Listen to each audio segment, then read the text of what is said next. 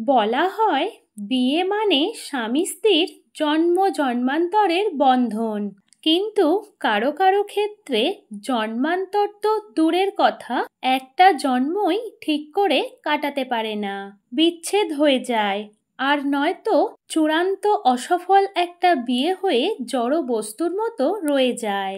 আর সেই অসফল এবং অসুখী বিয়ের পেছনে দায়ী থাকে মূলত এই 10টি কারণ। নাম্বার 1, স্বামী স্ত্রীর মধ্যে বন্ধুত্বপূর্ণ সম্পর্ক না থাকা। নাম্বার 2, মেয়ের মায়ের মেয়ের সংসারে অতিরিক্ত নাক গলানো, মেয়েকে কুযুক্তি দিয়ে চালানো। নাম্বার 3, স্বামীর বাঁকা মেরুদণ্ড।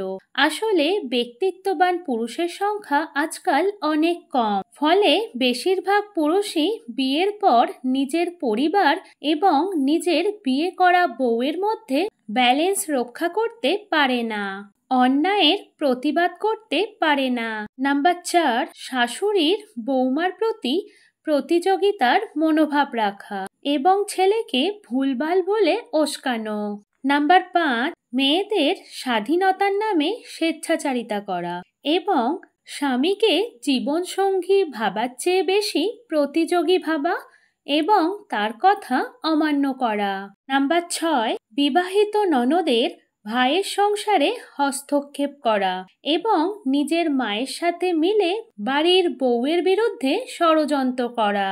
নাম্বার 7, ঘরে স্ত্রী থাকা সত্ত্বেও বা স্বামী থাকা সত্ত্বেও পর পুরুষ বা পর স্ত্রীর প্রতি আসক্ত হয়ে পড়া। নাম্বার 8, স্বামীর অতিরিক্ত লোভী মানসিকতা, শ্বশুর বাড়ি থেকে শুধু পাওয়ার বাসনা, বউকে ভালো না রাখা। নাম্বার 9, স্ত্রীদের স্বামীর ক্ষমতার চেয়ে বেশি নিজের চাহিদা রাখা, আর সেই চাহিদা পূরণ না হলেই মন কষাকষি। নাম্বার 10, জোর করে দুজন মানুষকে সংসার ধর্মে বেঁধে দেওয়া। তারা হয়তো বিয়ে করতে চাননি বা বিয়ের আগে তাদের অন্য কারোর সাথে সম্পর্ক ছিল, কিন্তু এসব জেনেও জোর করে তাদের একে অপরের সাথে বিয়ে দিয়ে দেওয়া।